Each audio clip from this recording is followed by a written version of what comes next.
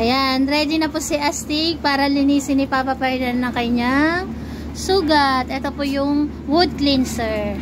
Wound cleanser. Kaya nga, wound cleanser. Ayan.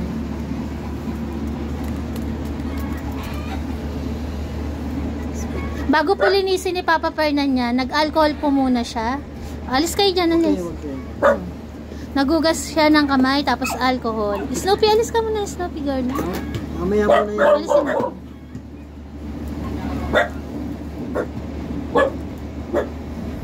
Tapos sa nagtatanong po kung wala bang cream na binigay ang vet na nireseta, meron po. Ito po yung reseta ng vet na cream.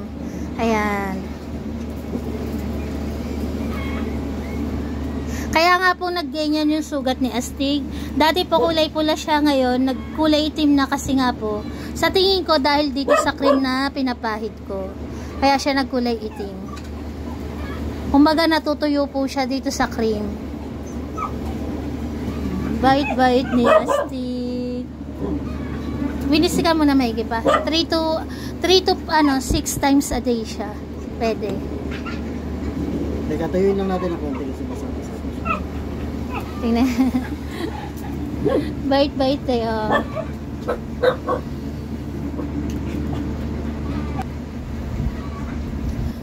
Nakatulog na pa yung ano mo.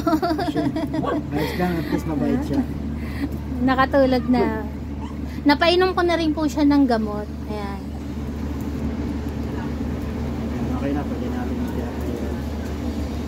Ulitin ko po, sa mga nagsasabi po bakit hindi in-x-ray, bakit hindi agad operahan, kasi po ganito po yun. Kailangan po muna dumaan muna po sa process, di ba? Di po ba? Lahat naman po tayo mapasa tao, mapasa hayop. Kung meron po tayong nararamdaman, hindi po agad-agad sasabihin ng vet na operahan ka agad. Di ba po kailangan muna ng assessment? Kung anong tawag din pa? Kailangan muna po dumaan sa mga proseso. Hindi po agad-agad pwedeng gawin yung ganito, yung ganyan. Kailangan po talaga by process po muna. Kaya po yung ginagawa po ng vet sa kanya, sa proseso muna po yan. Sa nagsasabi po na puro antibiotic, sa kaalaman po ng iba, nakaka 1 week pa lang po nang inom si Astig ng antibiotic. 1 week and 2 days po. Tapos, yun nga po, dahil di ba dapat nga po 2 weeks siyang iinom ng antibiotic, dinala agad ni Fernan kanina. Para nga lang po makampante rin kami na baka nga tama yung sinasabi po ng iba dito na cancerous. Kaya po dinala agad ni Papa Fernan para po malaman. Ngayon po, yung paliwanag ng vet, iinom muna siya ngayon ng panibagong antibiotic. Bibi! Inom po siya ng prednisone, tapos cephalexin, yan. Yun po yung kanyang iinumin.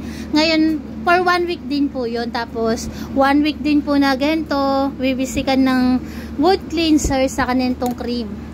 Tapos, ngayon po kung sakali naman po na, na hindi pa rin gumaling, tulad po niyan, ayan, pakita lang natin pa. Ayan. Kung sakali pong patuloy na lumalaki, tapos tingin natin na hindi pa rin gumagaling, saka po gagawa yung vet ng laboratory. Doon po siya ng mga request ng mga laboratory. Tinanong naman po ni Perno kung pwede ng i-biochem. Sabi nga po ng vet, diba? Muna po, gamot muna. Titignan kung makukuha sa gamot. Ngayon po kung hindi makuha sa gamot, saka po ilalaboratory si Astig. Kami rin naman po nagwo-worry po kami, pero sabi ko nga po, tiwala naman kami sa vet na pinupuntahan namin. Dati po kasi minsan na kaming nawalan ng tiwala sa vet. Kasi dati po kapag kami pupunta sa vet, namamatayan kami ng alaga, hindi kami nabubuhayan. Pero nung nakilala po namin yung vet na pinupuntahan namin ngayon, kahit anong sakit naman po nila gumagaling. Kaya tiwala po kami ngayon sa vet. Kaya titignan po natin kasi hindi rin naman po namin nakikitaan si Astig na nahihirapan siya sa sakit niya. Ay sa sugat niya na yan. Kaya intay-intay lang po kami. Nagwo-worry din naman po kami pero tiwala naman po kami sa sinabi ng vet.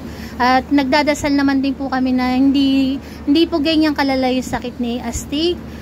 Kabado rin naman po ako sa mga nababasa ko na comment. Pero tiwala po kami sa vet. Ayan. Lalo na po nakikita ko naman na hindi naman nahihirapan si Astig. Tulog lang po siya kasi busog nga po si Astig. Katatapos niya lang kumain. Kaya ganyan. Ayan po yung update kay Astig. Humaba na to pa. Ano? Ayan po. Ay. Ulitin ko po, may cream po kaming pinapahid kay Astig. Reseta po yan ng vet. Ayan. Hindi po to ano namin, yung sariling decision namin kasi may nag-comment din doon na baka daw nagse-self-medicate tayo. Bali po, pinagamot na po namin si Astig. Ayan. Dinala na po namin siya sa vet at vet po yung nag-suggest na itong cream na to. Ayan. Salamat po sa tumapos ng video na to. God bless po. Praying for Astig na sana po simpleng ano lang to, simpleng sugat lang. Naniniwala naman po kami na baka nga po infection yan kay Astig kasi nga po 'di ba? Bago siya nagkasugat ng ganyan, nagkaroon po siya ng allergy. Kung matatandaan niyo po, may post ako doon na in-allergy si Astig. Baka po yun ang isang dahilan kung bakit nagka-infection si Astig. Ayan po, God bless po sa atin. Salamat po. Praying for Astig na sana po hindi ganun ka serious ang kanyang sugat. Ayan, God bless po sa atin.